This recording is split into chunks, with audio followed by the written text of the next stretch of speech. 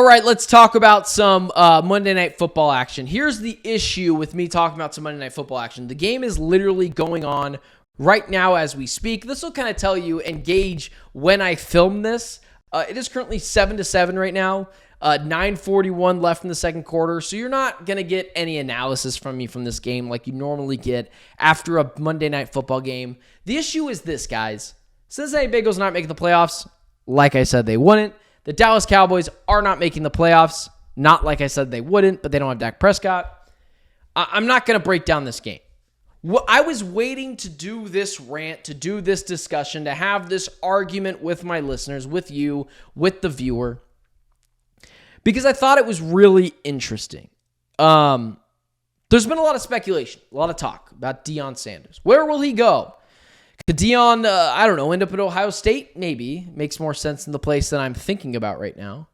Could Deion stay in Colorado? I don't know. Maybe this year, but next year, we'll see. I'm saying after next year, maybe.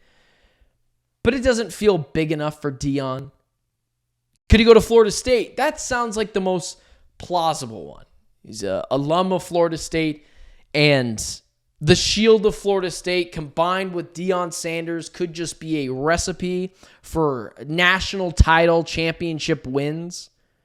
But here's one I really just don't get. You could say Deion Sanders to Ohio State or to Florida State or to any one of these places. And largely I would say, oh yeah, those make sense. Or at least that makes sense for now if you're talking about the Colorado Buffaloes. Here's one that doesn't make sense. Deion Sanders as the next head coach of the Dallas Cowboys. Why in the world would Deion Sanders want to coach that debacle of an organization? I understand why the Cowboys would want Deion Sanders. He's a star. He's primetime. He brings eyes. He brings a culture. He brings an ability to coach. He brings leadership. I get all of that.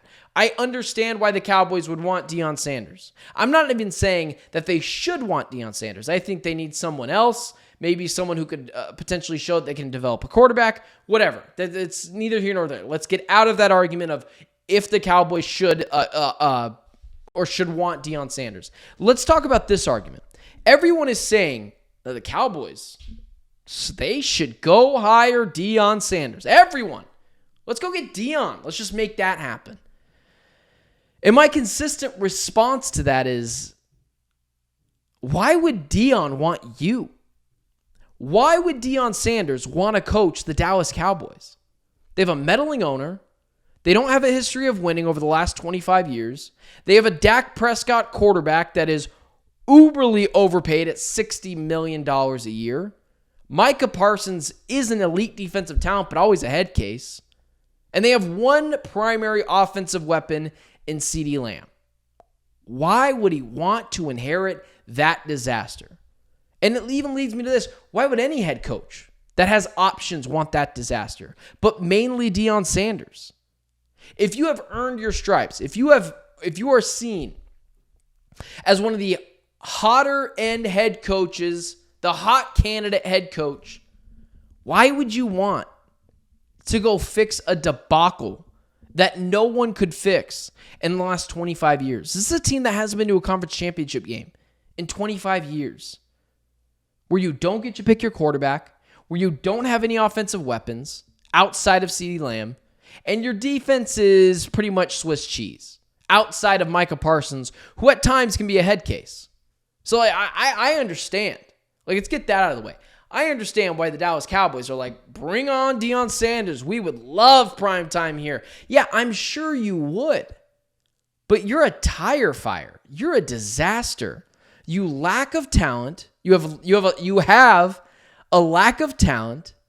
Your defense is Swiss cheese. You have one offensive weapon in CeeDee Lamb. And Dak Prescott is massively overpaid. And you could even argue potentially out of his prime. Not washed, but you could argue his best days and mobility are behind him. Why would Deion want that?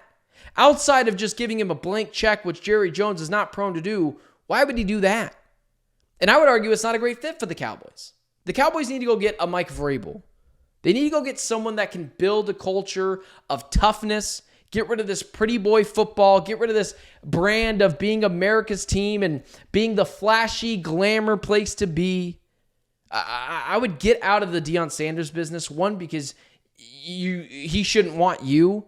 And two, go get someone who is a proven head coach in the NFL that can bring strength to this organization, that can build a new culture in this organization. What you don't need if you're the Dallas Cowboys is a head coach that has never coached in the NFL, is a guy that has success at Colorado, but we're not so sure how that's going to translate. Where a lot of what Deion Sanders does is leadership and building a culture. And we're not so sure what he does is going to translate to the NFL. Plus, he doesn't want to be there. He wants to be in college. But I understand if the NFL came a knocking, he would largely listen.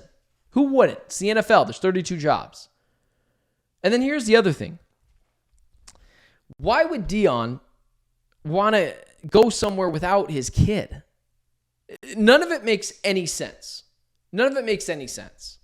If Deion is going to the pros, it's because someone drafted his kid LeBron James style, except his kid actually has a good amount of talent. I don't want to go after Bronny James. That's not fair. He's just a kid.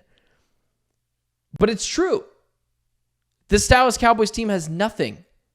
They've got a lot of cap space. What are you going to do with that? Free agency is fool's gold. It never fixes any team's problems like you think they are going to fix them. They never do, ever. So I saw my friend put out today. Cowboys have $97 million potentially in free agency spending. And it's like a free agency never really fixes anything. It's draft and develop, and this Dallas Cowboys team is probably 2 drafts away from really contending, which is why it never made sense that they gave Dak Prescott a $60 million deal. I would have rather just blown it up or traded him or done something else. And now they're going to be in the market for a new head coach.